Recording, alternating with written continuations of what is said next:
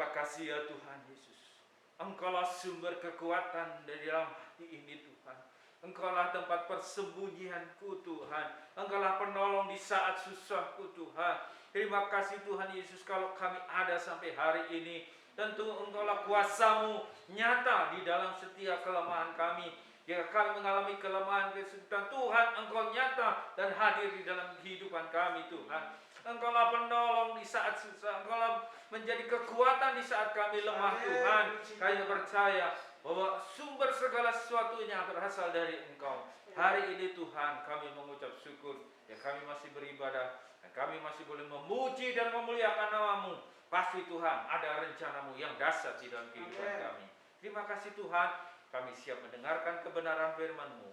Di dalam nama Tuhan Yesus Kristus. Haleluya. Haleluya. Amin.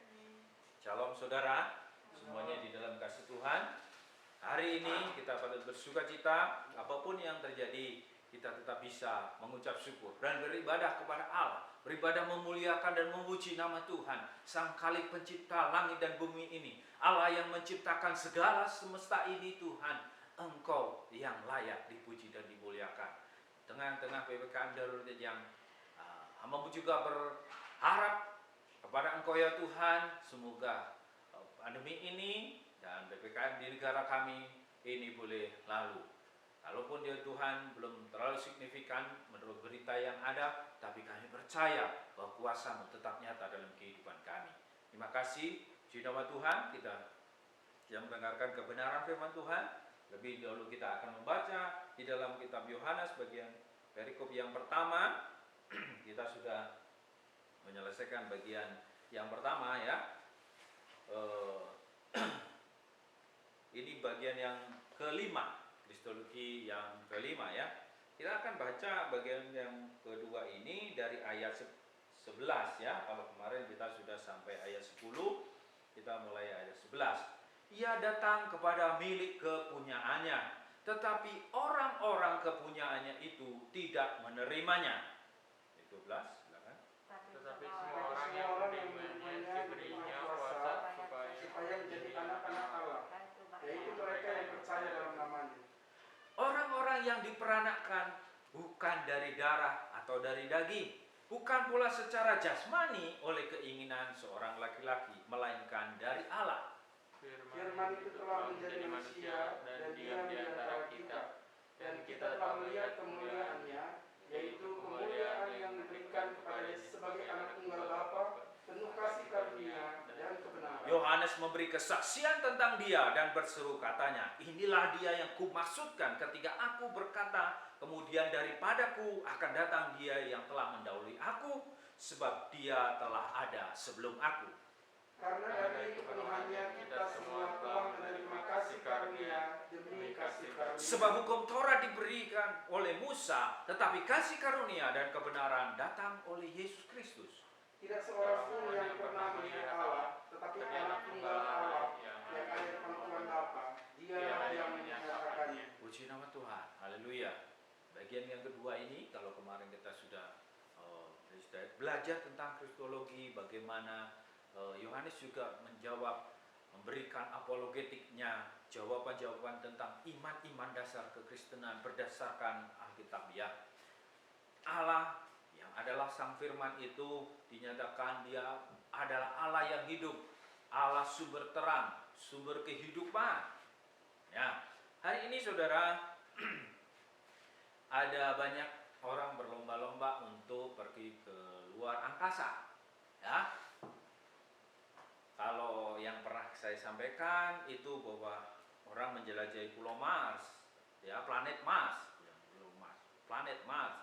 Nah, hari-hari ini mereka menyuguhkan paket wisata pergi ke luar angkasa. Saudara, kalau pergi ke luar angkasa, ya kita berwisata pasti akan balik ke bumi, bukan? Nah, untuk pergi ke luar angkasa ini sudah diberikan satu batasan ya. Batasan ini tidak terbatas kalau kita keluar angkasa, tetapi diberikan batasan ya antara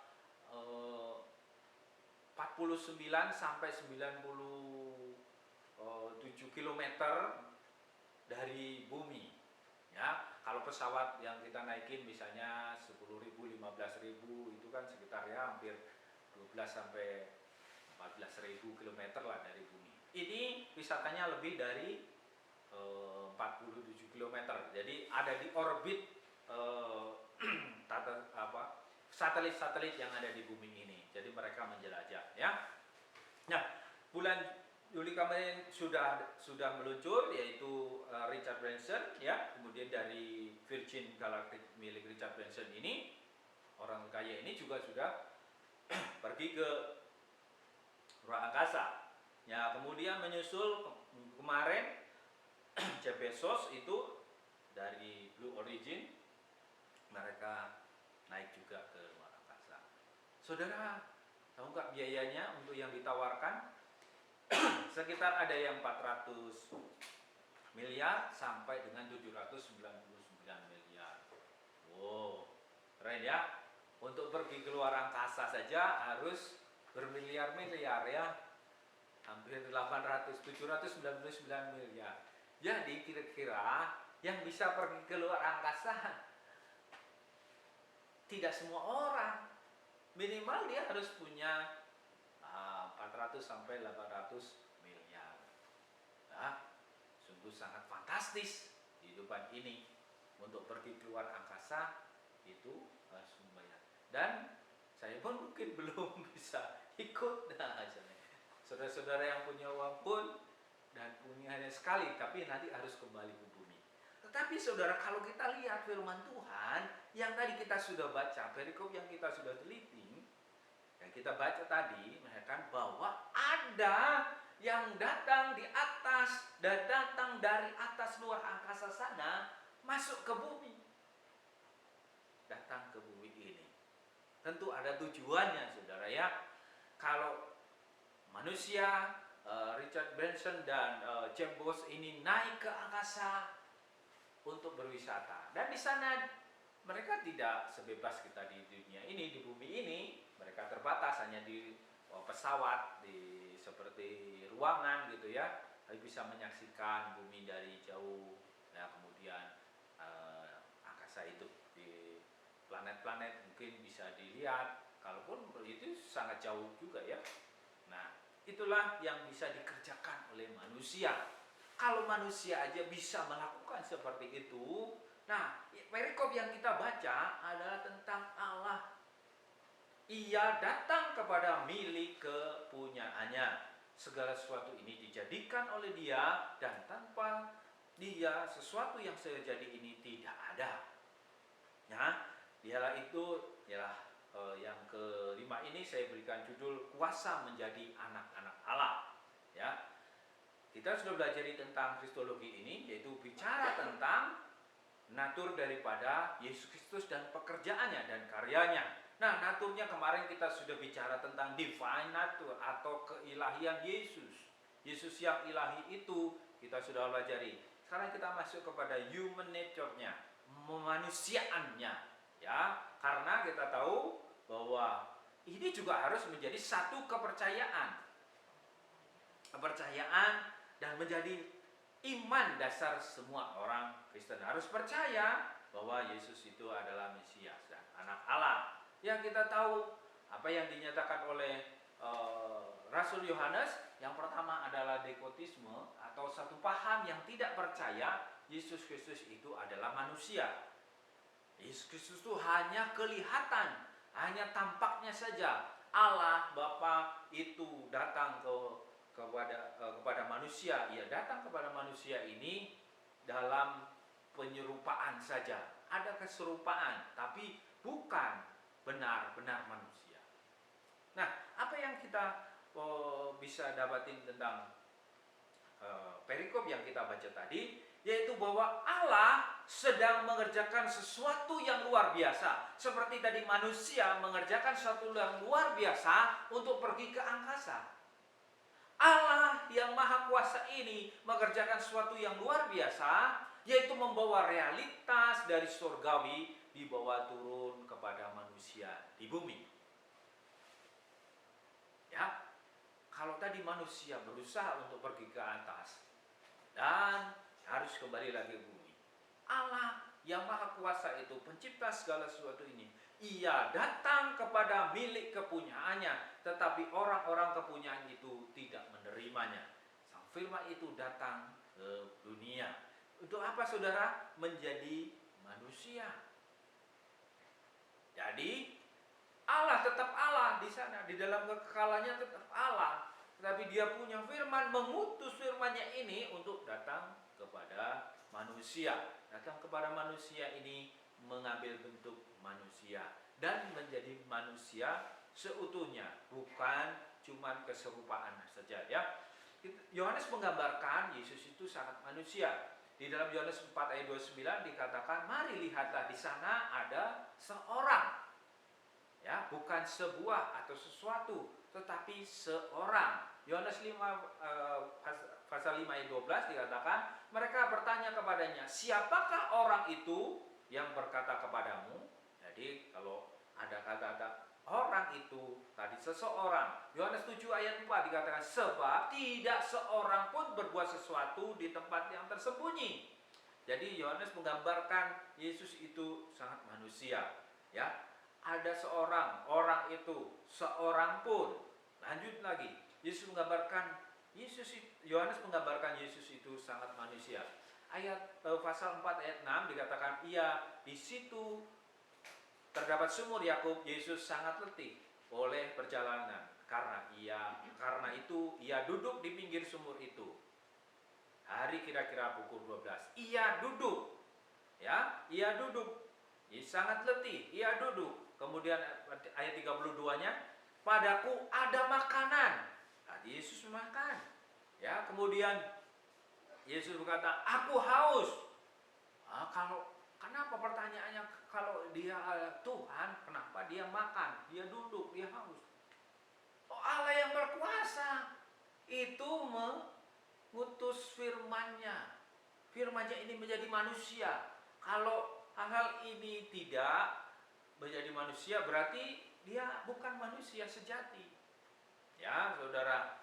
Yohanes kemudian menggambarkan lagi siapakah pribadi yang turun, yang datang ke dunia ini, yaitu firman Allah yang kekal, sang pencipta itu menjadi manusia. Yohanes menjelaskan cara hidup Yesus itu manusiawi. Yohanes 2 ayat 2 dikatakan, Yesus bersama murid-muridnya diundang juga ke perkawinan itu. Kalau jadi-jadian gak mungkin ya diundang ya. Kalau gambaran kita ini tidak nyata semua, tidak mungkin hadir di dalam pertemuan itu. Yohanes 2 ayat 12 dikatakan bahwa Yesus juga pergi ke Kapernaum bersama-sama dengan ibunya dan saudara. Punya saudara-saudara secara jasmani, ya. Pasal 7 ayat 3 dikatakan, maka kata saudara-saudara Yesus kepadanya, seperti layaknya manusia, dalam natur manusia, Yesus punya keluarga. Kemudian pasal 11 ayat 5, Yesus memang mengasihi Marta dan kakaknya dan Lazarus. Saudara pasti ingat bahwa Lazarus yang pernah mati dibangkitkan pada hari keempat. Dia mengasihi, ada kasihnya, tindakannya, ya semua menyatakan Yohanes ini dengan nyata melawan, memberikan apologetika, menjawab keraguan dari orang-orang yang berpaham dekotisme ini, yang tidak mengakui kemanusiaan Yesus Kristus. Ya, bahkan di ayat pasal bagian terakhir tentang penyaliban, kemudian katanya kepada murid-muridnya, inilah ibumu, dan sejak itu murid-murid itu menerima di rumahnya.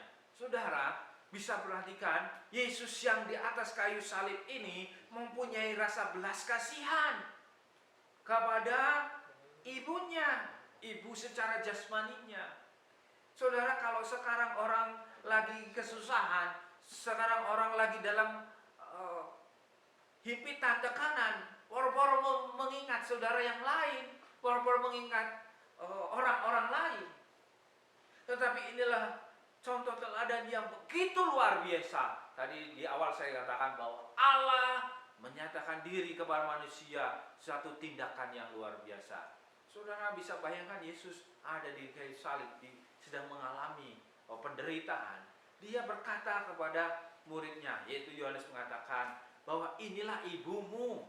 Ibu, inilah anakmu. Di dalam kesengsaraannya, Yesus Kristus tetap memberikan contoh dan teladan bahwa dia peduli kepada orang tuanya. Ada kepedulian terhadap sesama. Bagaimana dengan kita hari-hari ini? Yang kondisinya baik-baik saja. Yang kondisinya apalagi diberkati oleh Tuhan. Yang kondisinya berkelimpahan.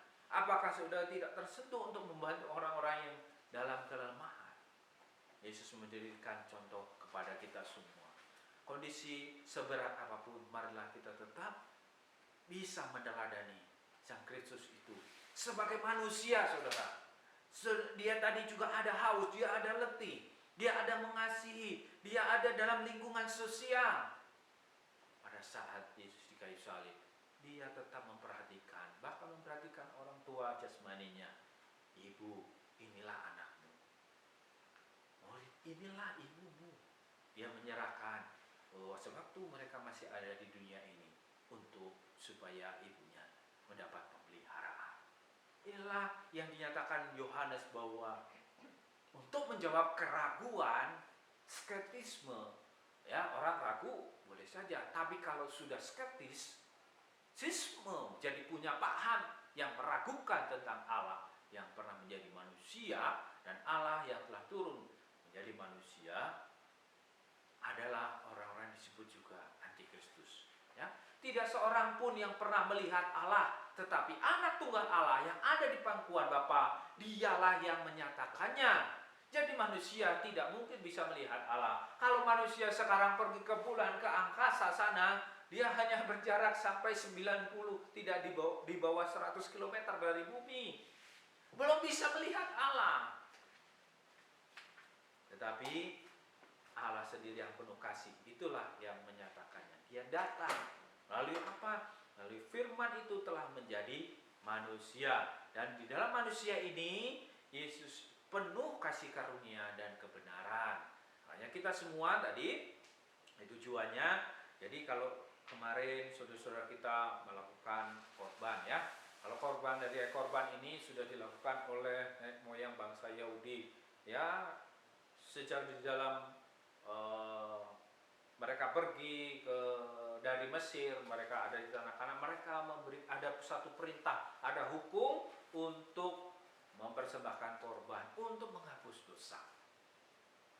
Ya, tetapi dalam Ibrani dikatakan, tetapi justru oleh korban-korban itu setiap tahun orang diperingatkan adanya dosa. Sebab tidak mungkin darah lembu jantan dan darah domba jantan menghapus dosa.